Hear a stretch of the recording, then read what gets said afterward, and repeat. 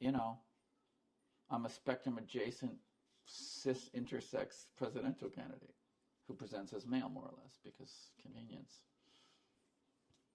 I'm male. I'm pretty male.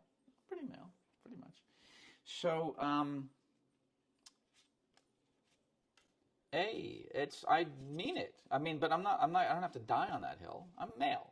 I'm a father, you know, which is an experience I've greatly relished, both being a father and becoming a father. I'm very firmly gynophilic. So. And to quote Midnight in the Garden of Good and Evil, I have a man's toolbox. That's true. So, gosh, I'm just really going on it here today. Well, it's a delightful practice.